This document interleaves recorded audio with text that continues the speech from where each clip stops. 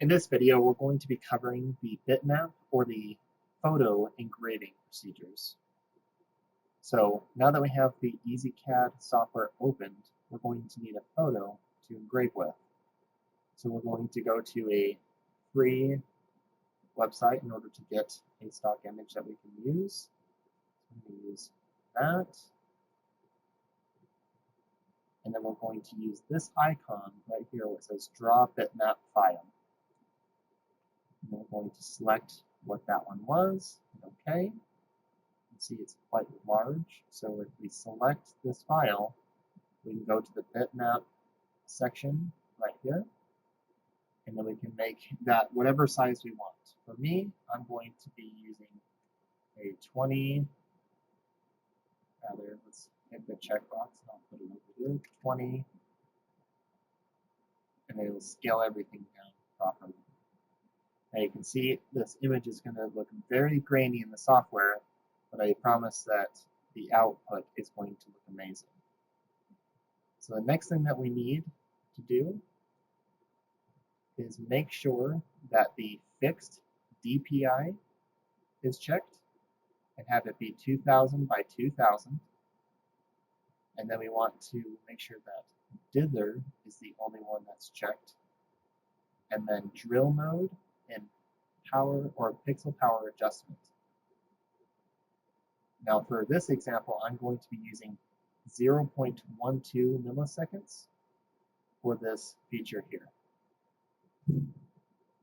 And then with power pixel adjustment, we can click this power map button here. And then we can hit reset just to be sure. And this will go through the entire scale of white to black, which is 0 to 250. And it will scale those accordingly on the grayscale. Finally, what we're going to be doing is selecting this image here, and then we're going to come over here to our pens panel like we reviewed before, and we're going to scroll down till we see bitmap. So we're going to select and then right click, and having only this one selected, which is the only item that's in here, we're going to apply to pick object. Next, we are going to create a box that's this size. So we can grab our rectangle tool right here, and we can just draw any box. Then we can look down here and apply that same dimension that we have for our picture for our box. So we're going to do 16, and I have to uncheck this, by 20. And when I hit apply, we can see that looks appropriate. To make sure that it's in the center as well, we can hit the arrow button. You can see it's going to reveal those buttons like we saw before. And we can put to origin, which will be in the center of the engraving area. If our bitmap is not in the center, we can hit that there as well. So selecting our rectangle, we can then hatch that, which is going to prepare our bitmap engraving area. Now I'm going to be engraving on brass, so I'm going to be using the brass setting, and then the instructions that we will give is to also have a cleaning, which in this case is pen 11. So pen 5 is brass, and pen 11 is cleaning. And you can coordinate the pen numbers to the list over here if you need to refer back. So I'm going to say OK, and that's going to fill that box in. And we want to make sure that we have these in the right order. So going to our now hatch layer, we're going to right click on that, and we're going to move to the top. And you'll see that now that should be looking a little better. So we're going to prepare it with the hatch, and then we're going to do the picture itself. So we're going to go over to the engraver and check this out. As a pro tip, you can hit red in order to identify where things are.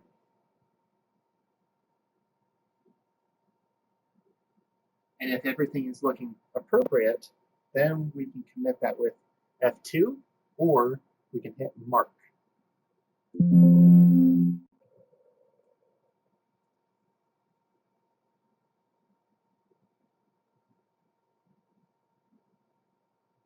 And as you can see, it's going to be removing that shiny layer, any contaminants, anything that's going to impede a good result of our picture.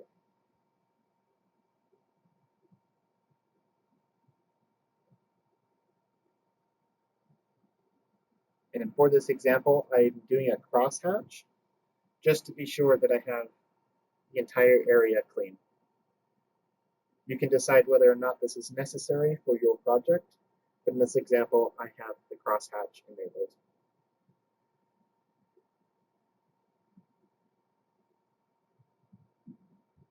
Finally, we're going to have that cleaning pass that I mentioned. That's going to remove any oxide or any debris that was made by engraving off that surface, preparing it for a good backdrop for our picture. And as you can see, it's going to go line by line, in this example from bottom to top. And as you watch, the image is going to then form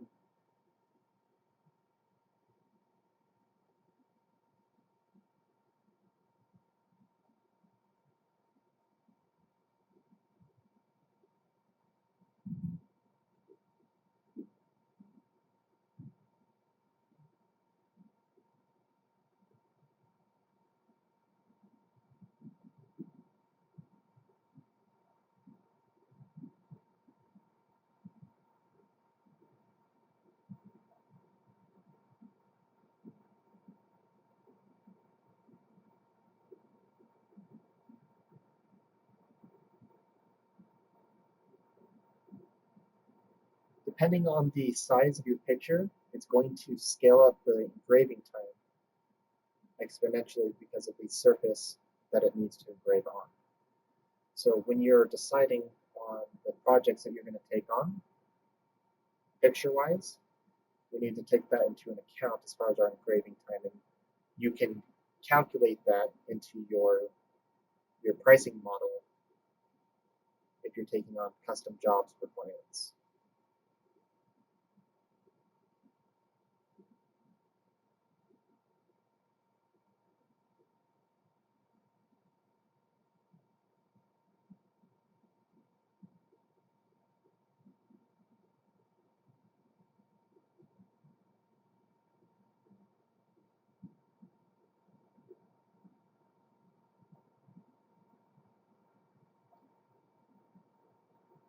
Now, I'm going to show you the end result and then show you some choices that you can make in order to increase the contrast or adjust the image if necessary so that you can yield a result closer to what you're wanting. In this case, I'm fairly happy with the result, though we can probably increase the contrast just a little bit if that's the look that I'm looking for.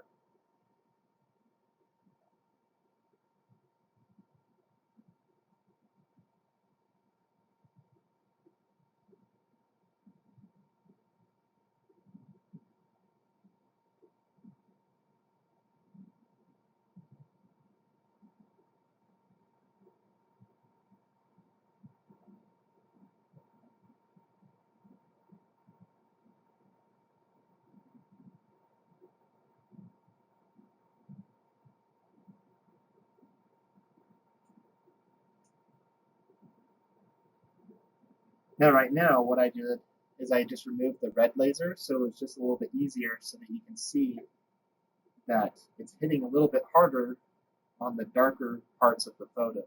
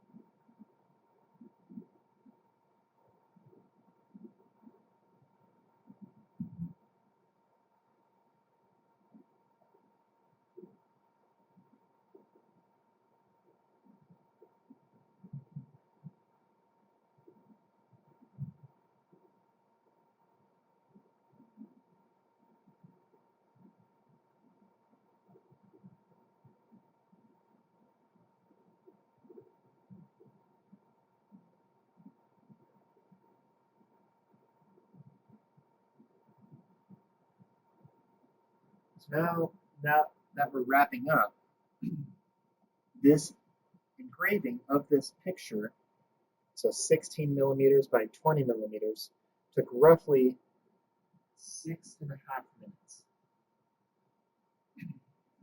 So you can do a couple of tests on whatever material that you're going to be running.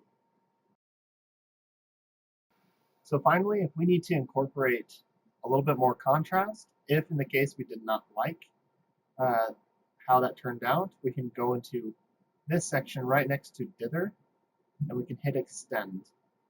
And when we do that, then we have this checkbox here called lighten. And when we check that, then we can increase our contrast or brightness. We can bring that up or down, depending on how you want. And so you can mess around with this to see if that's going to be a better fit for you. But for me, I liked how it turned out. And best of luck with your engraving projects.